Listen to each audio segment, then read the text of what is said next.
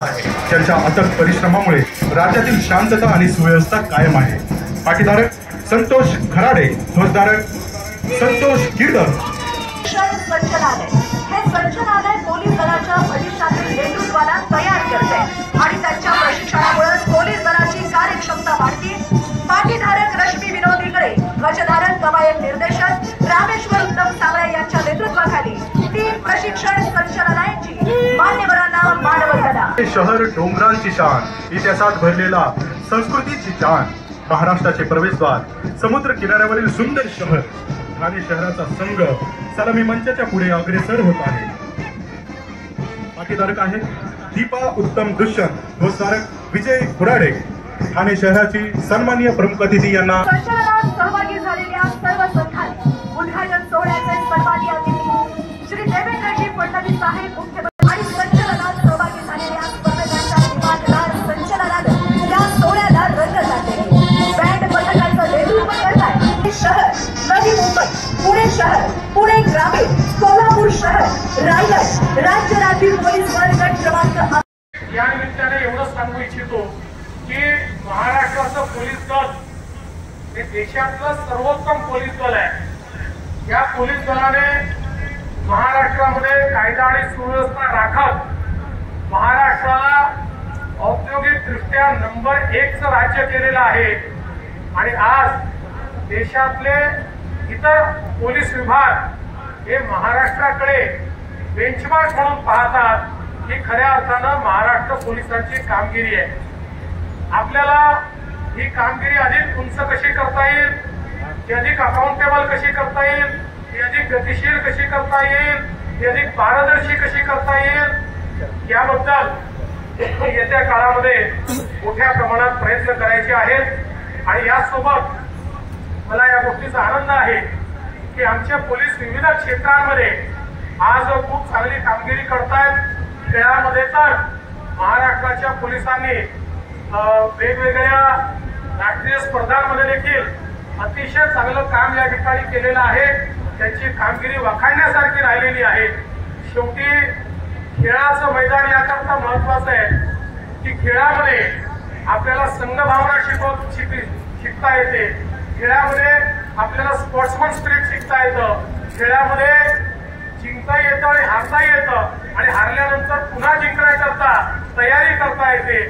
त्यामुळे खेळातनं आपल्या व्यक्तिमत्वाचं सर्वांगीण विकास या ठिकाणी होत असतो आणि म्हणूनच हा खेळ अत्यंत महत्वाचा आहे। आणि माझं पुढे संपत असताना यानंतर पुरस्कार वितरण निश्चितपणे होणारच आहे। त्यामुळे सर्वांना शुभेच्छा देत मी माझं बोलणं संपवतो। धन्यवाद। जय हिंद, जय महाराष्ट्र। प्रत्येकाचा बरोबर पाठवणारा मार्गदर्शन केल्याबद्दल सन्माननीय मुख्यमंत्री साहेबांचे आभार। यानंतर आज महाराष्ट्र पोलीस परिषद पार पडलेली आहे। या परिषदेमध्ये विविध विषयांवर चर्चा झाली।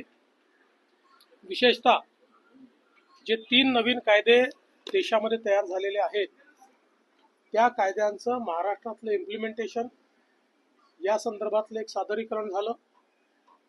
महाराष्ट्राने जो रोबस्ट महासायबर प्लॅटफॉर्म तयार केलेला आहे सायबर गुन्हे रोखण्याकरता त्या संदर्भातलं सादरीकरण झालं।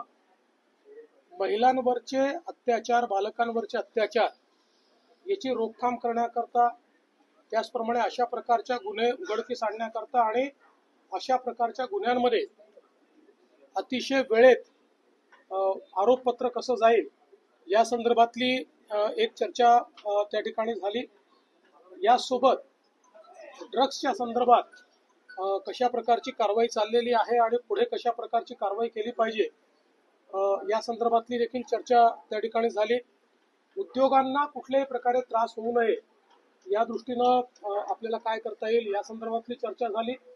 आणि त्यासोबत आपली जी फॉरेन्सिक कॅपेबिलिटी आहे ती आपल्याला कशी वाढवता येईल या संदर्भातलं देखील एक सादरीकरण हे करण्यात आलेलं आहे। एकूणच या सगळ्या परिषदेमध्ये मी हे सांगितलेलं आहे की ड्रग्सच्या संदर्भात 0 टॉलरन्स पॉलिसी असणार आहे आणि कुठलाही पोलीस तो कुठल्याही रँकचा असो हा जर ड्रग्सच्या प्रकरणाशी थेट संबंधित सापडला तर त्याला सस्पेंड न करता थेट बडतर्फ करण्यात येईल अशा प्रकारची पॉलिसी घेण्याचा निर्णय आम्ही त्या ठिकाणी घेतलेला आहे. यासोबत महिलांवरचे जे अत्याचार आहे तर त्या संदर्भात वेळेत चार्जशीट दाखल होणं आणि कमीत कमी काळात चार्जशीट दाखल होणं या संदर्भात एक डायनामिक प्लॅटफॉर्मच्या माध्यमातून त्याचं ट्रॅकिंग आम्ही करतो आहोत. आणि यासोबत विशेषतः नवीन कायद्याने लोकांची जी काही जप्त झालेली संपत्ती असते, एखाद्या क्राईममध्ये सापडलेली संपत्ती असते, ही संपत्ती परत करता येईल अशा प्रकारचे आता तरतुदी तयार केल्या आहेत. तर त्या तरतुदीच्या अनुरूप देखील काम करून पुढच्या 6 महिन्यामध्ये पोलीस स्टेशन रिकामे झाले पाहिजेत. म्हणजे जो मुद्देमाल आहे तो मुद्देमाल लोकांना परत गेला पाहिजे याही दृष्टीने आदेश दिलेले आहेत.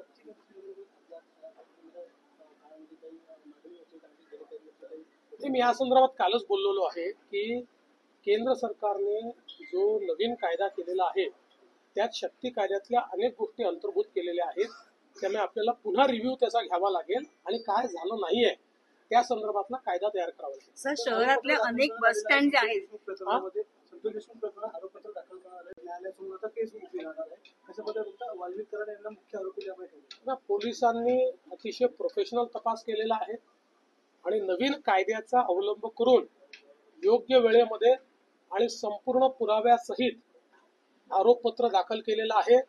आता आम्ही कोर्टालाही विनंती करणार आहोत की ही केस त्यांनी फास्ट ट्रॅकवर चालवावी. उज्ज्वल निकम साहेबांची आपण नियुक्ती केलेली आहे आणि मला विश्वास आहे की जे आरोपी आहेत त्यांना कठोरतम शिक्षा या ठिकाणी कोर्ट देईल.